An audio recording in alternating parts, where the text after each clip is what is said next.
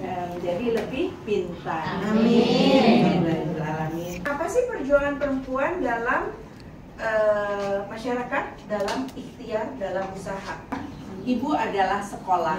Seorang ibu itu menjadi ibu yang baik, maka selamatlah satu negara. Allah lewat Quran mengatur agar dari kita melek sampai kita tidur, semua ada adabnya. Adab mau minum ada aturannya, dan semua secara ilmiah sekarang terbukti. Ibu tahu nggak kalau minum yang diajarin baginda Rasul itu duduk. Nah ini tadi itu satu harus duduk, dua harus baca Bismillah, telan seteguk Alhamdulillah, baca lagi Bismillah, telan seteguk Alhamdulillah. Sekarang sains membuktikan minum harus duduk, kalau nggak duduk nggak lewat ginjal. Betapa indahnya. Nggak boleh berdiri, dan kalau bisa pun hangat. Betul. Makanya pesta-pesta pernikahan sekarang itu aturannya yang bikin Yahudi. Dibikin semua orang berdiri, dibagiin semua orang pakai sendok dan garpu. Padahal Rasulullah ngajarin makan itu pakai tangan. Di sini ada enzim, semua enzim pakai tangan dan duduk begini. Maaf kesannya orang Betawi tinggal di duduk. Tapi sebenarnya di sini khusus kita ditekan supaya kita berhenti makan sebelumnya. Tapi Yahudi senantiasa menguasai kita, itu yang sekarang harus kita pahami ya Bu ya. Riwayat kenabian Rasulullah yang menyatakan bahwa perempuan itu mulia. Zaman sebelum kelahiran dan kehadiran baginda Rasulullah, perempuan tidak ada harganya. Perempuan itu tidak punya warisan. Setelah kedudukan perempuan, setelah Islam datang, sungguh kita sangat mulia. Laki-laki diberi satu tingkat derajat karena dia diberi badannya lebih kuat dari kita. Kemudian kita itu diciptakan dari tulang rusuk laki-laki. Satu. Memang secara hayati laki-laki kurang atuh tulangnya, kita lebih satu. Allah ambil satu tulang rusuk kita, tulang rusuk bapak laki-laki dari sini. Artinya pasangan si perempuan itu harus selalu dilindungi. Ibu-ibu kalau ngomong tingkatannya tuh satu level di bawah Quran. Jadi kalau udah istri yang ngomong atau ibu yang ngomong, iyain aja. Yang penting rumah tangga adem. Rahasia orang bisa dilihat umurnya bakalan lebih dari 70 adalah salah satunya adalah gemar silaturahmi. Duanya adalah gemar datengin majelis taklim. Ibu itu seharusnya kan di rumah ya, tapi kalau rumah tangga zaman sekarang nggak cukup, kita boleh cari nafkah.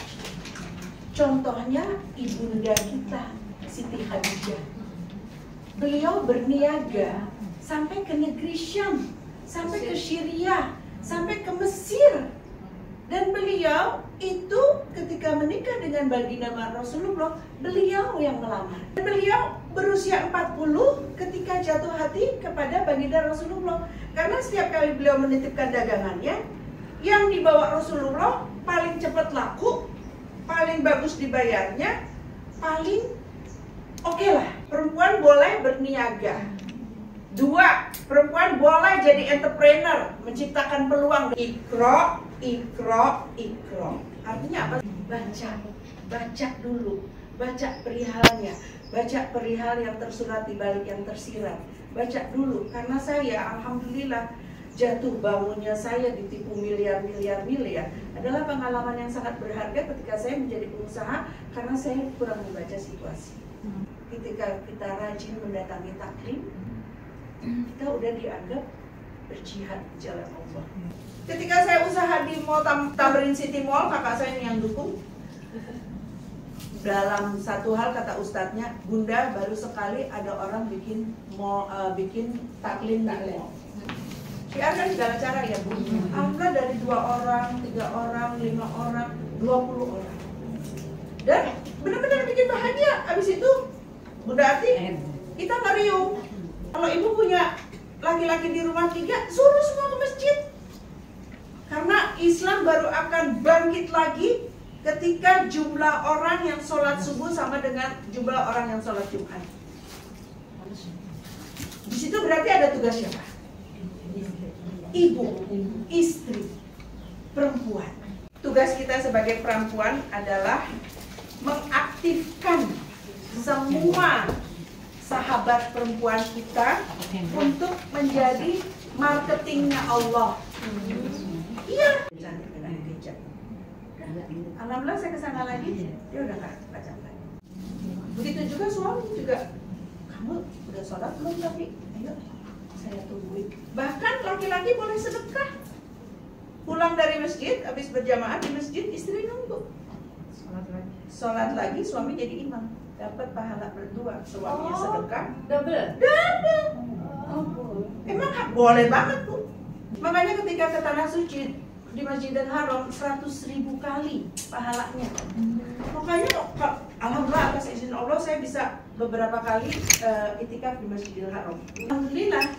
Kayaknya kalau di Masjidil Haram setiap saat pengen sholat ya. 100.000 kali. Allah kan maunya kita berhitung sama Allah. Allah maunya berdagang loh sama kita. Kamu mau berdagang yang gak ada ruginya. Berdaganglah dengan itu. Aku bayarnya dengan surga. Salah satunya adalah sedekah. Sedekah. Kebahagiaan semua dikumpulin, kemuliaan surga dikumpulin, segala yang terindah semua dikumpulin dikali 30 belum menyamai setetes nikmat surga. Makanya kita berjuang jadi penghuni surga. Ya. Untuk membantu apa? Satu membantu lutut, kedua membantu pinggang. Biar apa? Nggak kena syarat kejepit. Bangun tidur langsung di pinggir tempat tidur, ngolet kanan dulu. Ngolet kiri dulu. Dan kiri kanan. Tengok kanan. Tengok kiri. Degek. Kalau sempat masih begini juga, tarik sebentar. Sambil duduk ya. Oh, aku juga bisa tuh. Nah, itu masih bisa. Ibu-ibu yang belum udah nggak bisa, biochip. Ya. Apapun penyakitnya, ya kan? Apapun penyakitnya, minumnya biochip. Tepuk tangan meriah untuk kita semua.